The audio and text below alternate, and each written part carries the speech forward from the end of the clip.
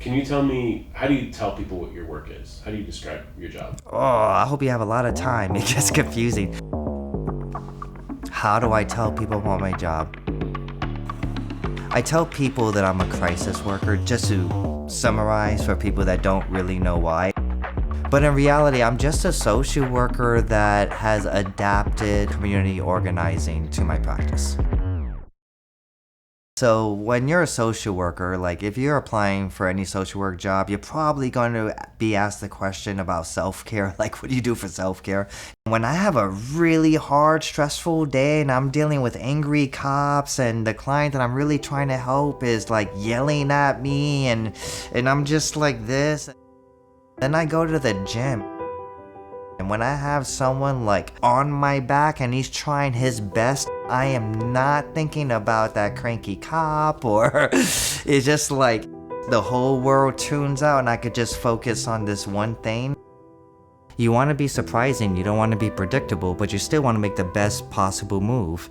So like kind of like life is like that. So I'm homeless. Okay, I have these resources, I have these opportunities. What's the best move? This is my situation. And a lot of times the best move is not orthodox. I came from a domestic violence household. There was a period of time that it was like, I'm in the house, I come home, then he throws me back out the house. So it was like a back and forth. And eventually I just left.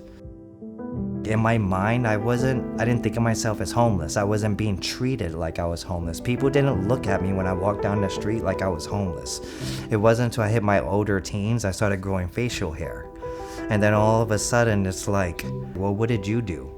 And then all of a sudden people are looking at me like I'm going to steal from them or something. And it was just like, I don't know, I think that's when the identity thing started sinking in.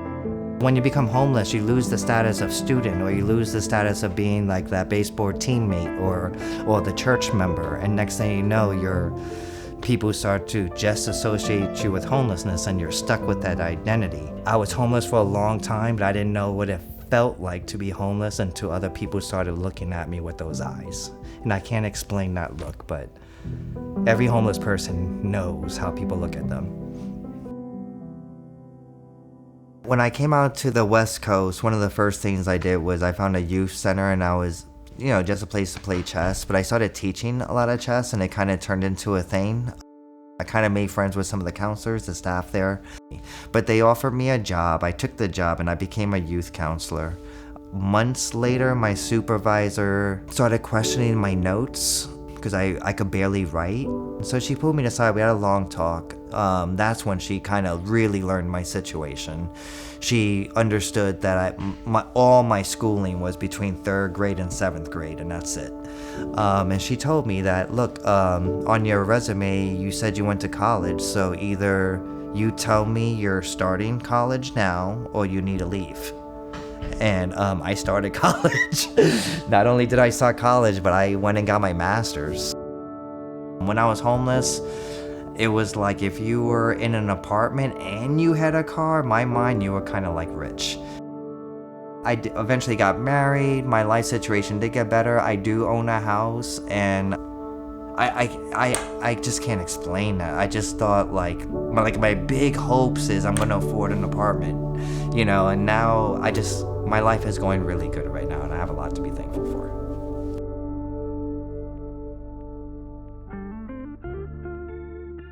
I've been working in Seattle as a social worker for over 20 years now, so I've been working in a lot of different agencies.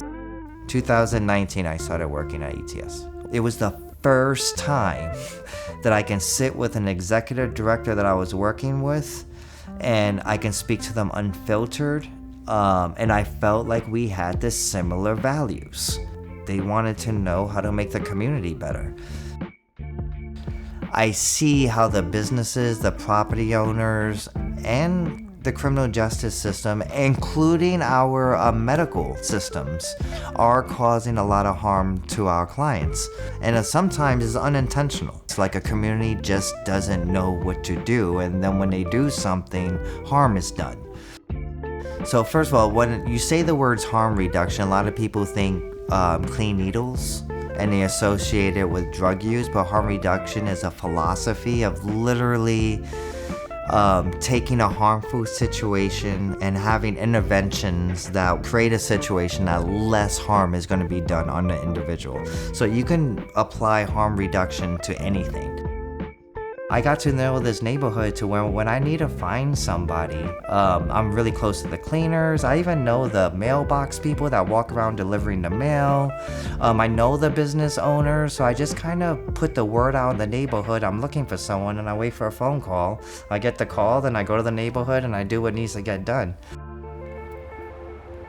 One of the biggest complaints regarding the unhoused tend to be either safety complaints or cleanliness complaints. This situation right now is a cleanliness complaint. The individual is also very well known in the neighborhood. He has a lot of mental illnesses, so traditional shelter or places to get him off the street is not even an option for him. The cleaners know him very well, so we kind of coordinate together so we can keep his location clean, but in a way that we're not throwing away that's anything that he needs to survive. I'm pretty much going to walk him away to go get some breakfast. We're going to clean up his spot while he's not there so it doesn't cause him any anxiety.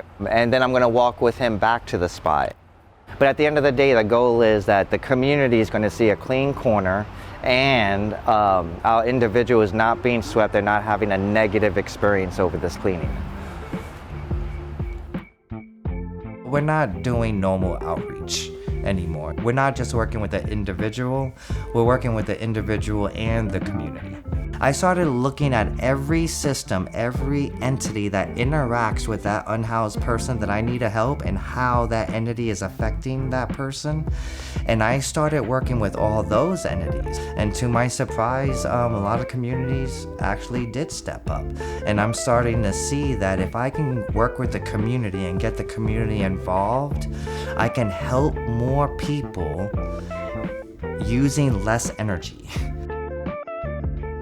Everyone wants the same thing. I don't meet homeless people saying, I want to live in a dirty, unsafe place. I don't meet those people. The activists are not trying to make the neighborhoods dirty and unsafe. The businesses, there's no secret, they obviously want clean and safe. What's happening is people have different perspectives, they're not working with each other, they're not talking to each other, and everyone is fighting, wanting the same thing.